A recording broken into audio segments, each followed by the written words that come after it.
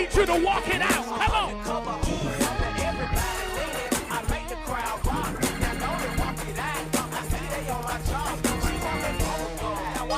Put your hand around your neighbor's shoulder. We're going to walk it out together. Walk it out. Walk it out. Walk it out.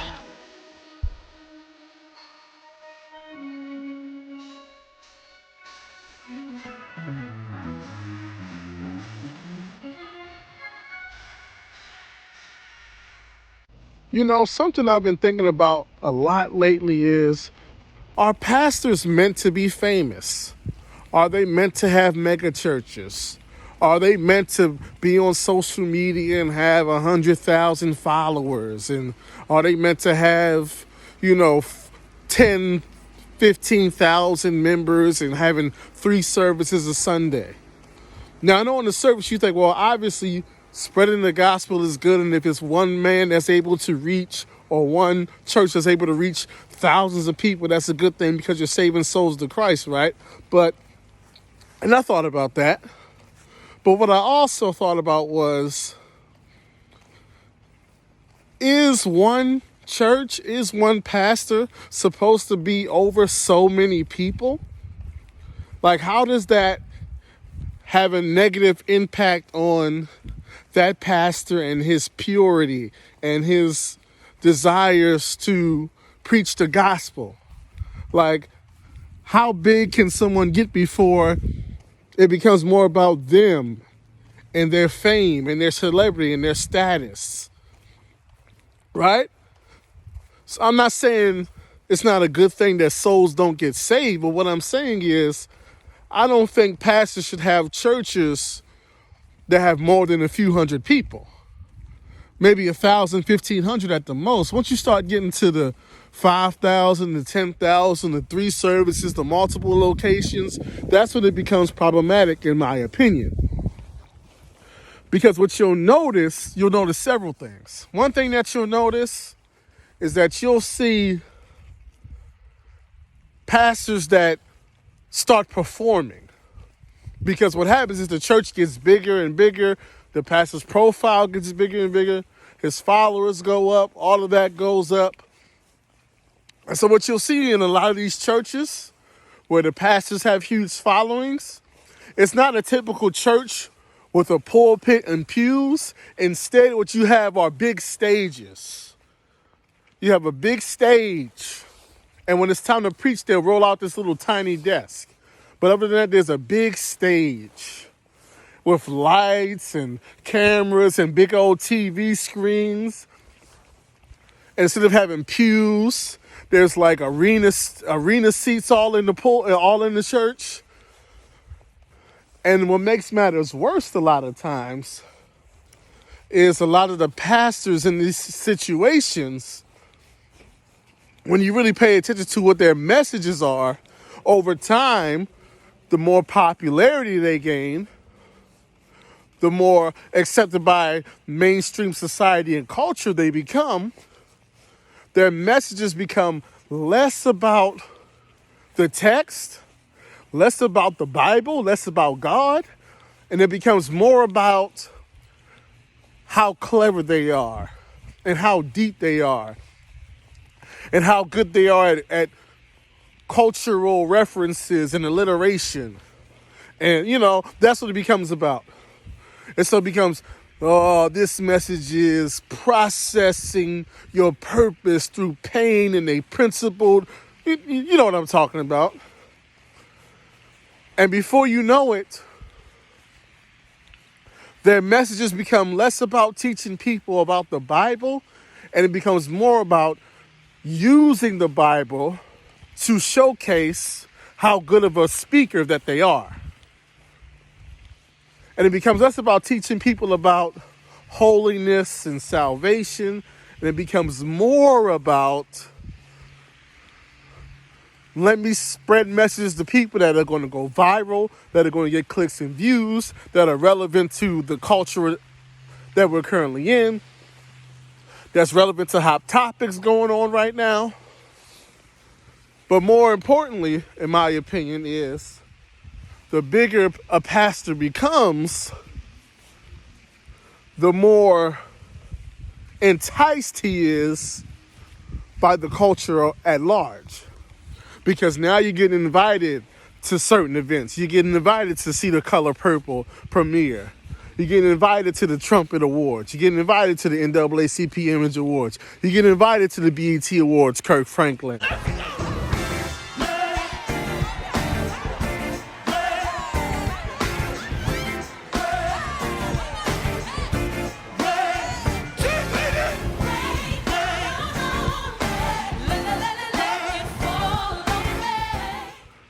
Rappers want to do collabs with you, like Tasha Cobbs and Nicki Minaj and all these different kinds of things.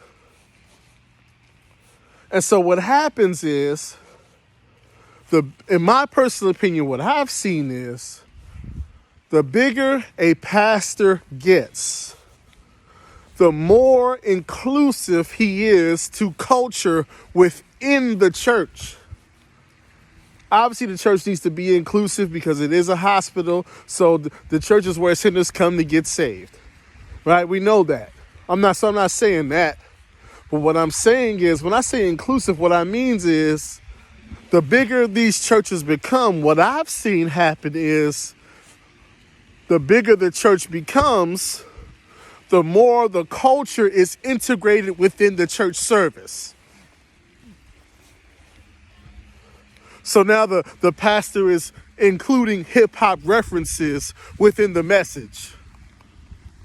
The dancing and the music is more hip-hop related within the service on a Sunday morning. The way the pastor dresses on a Sunday morning, the illustrations that he uses on a Sunday morning within the message, what the choir is wearing, what the choir is singing. That's what you start to see. What I've seen is, as ministries grow and become more popular within the culture, pastors and churches get drunk off of the popularity, off of the notoriety, off of the love of the culture. Because, I'm the people's pastor now. See, y'all holy rollers, y'all too saved. Y'all been saved all your life. I can't stand uppity Christians. See, if you pay attention, you start to hear phrases like that as churches grow and as ministries grow. The more followers a pastor has, the bigger the church becomes, the more services they need, the more celebrities that'll stand next to them and shout them out. The bigger a pastor becomes within the culture, that's when you start to hear, oh yeah, I can't stand church folk. Oh man, y'all act like y'all been saved all your life. Church folk are so hypocritical. Church folk act like they can't have fun. You so sanctified and holy that you can't enjoy life. Y'all make being a Christian look boring. You start to hear more and more sayings like that as the pastor becomes more and more popular. Y'all too saved for me. Because they get drunk off the love that they're getting from the culture. Why do I bring this up? Well, for the watch night service, what I saw at William Murphy's church, and this is not his first infraction. William Murphy has a long list of infractions. And when I say infractions, I mean co-signing or promoting unbiblical things from the pulpit on a Sunday morning or during a church service. This is not the first time. But to bring in the new year, not only, basically what William Murphy decided to do was turn the church into a club. He's playing hip-hop music in the church during watch night service, and they are doing the dances. Now I can hear, once again, the sayings now. Oh man, you act like you ain't never heard this music before. You act like you ain't danced this music before. You act like you ain't, listen. First of all, I am not acting like anything. What I am saying is there are certain things that are not appropriate for a church service. There are certain things that are not appropriate in a sanctuary. So whether or not I've listened to hip hop or dance music and danced and partied and went to clubs, that's irrelevant as to whether or not that is appropriate within the sanctuary. And what I'm saying is playing Walk It Out and swag surfing, the actual song, not even making a, like I can see, okay, it's watch night. You want to stay there till midnight instead of going to the club, so you make a Christian remix. So somebody's on the organ and you make a Christian version of these songs and people are having a little bit of fun. I can kind of understand that. But when you're playing the actual songs in the sanctuary and people are dancing as if they're at the club and you're standing in the pulpit, well, excuse me, not the pulpit, because remember, these mega churches, they don't have pulpits, they have stages. So you're on the stage performing the dances from hip hop culture in the sanctuary. That's inappropriate. That's the issue. And yes, people, listen. If people want to go to the club, they can go to the club. But they're not at the club, they're at the church. That's the issue. Why is the church looking like the club? Why are the people in the church dancing like the people in the club at the church? Once again, we all sin and fall short of the glory, right? So I'm pretty sure that there's the majority of saints have danced cultural dances in their life. Many of them may have even done so on New Year's Eve. The issue is, once again, they were not encouraged to do so inside of the sanctuary. See, there's a difference between people being imperfect and people being prone to sin, and so people engaging in sin. And there's a difference between that and the church promoting and engaging in worldly things within the church and promoting worldly things within the church. We know that when saints go home back to the world, they may do some worldly things. But that's completely different from the pastor bringing in worldly things into the church. That's completely different. That's a problem. That's out of line. And that brings you back to my original point, because once again, I do not think it was ever intended for pastors to have thousands of members and hundreds of thousands of followers and 4 services a day and huge stages and several different screens and lights. Because what you see, listen, we're all human at the end of the day, even the pastor. And what you see, what we've seen almost every single time, is that the bigger a pastor becomes, the more accepted he is by the culture, the more he wants to embrace and appease the culture. Because, it's human nature. People are showing you love. People are bigging you up. Even people that are not Christians want to hang around you and want to talk to you. Oh, you the people's pastor. You're not like those other saints. People like that. And so what happens is they naturally start to embrace worldly things that completely contradict what the word says. And let me say this.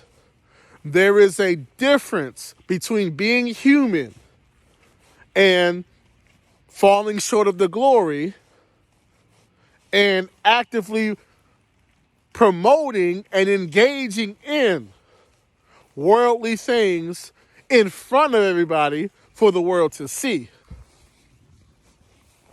Right? Let me give you an example, an extreme example so you get the point.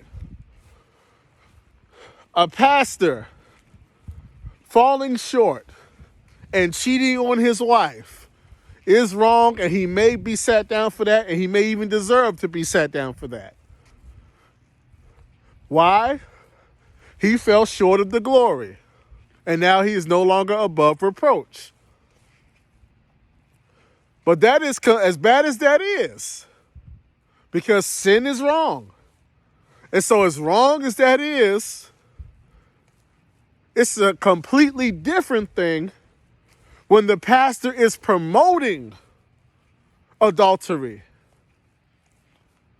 Right? Those are two different things, both wrong, but one is just egregious.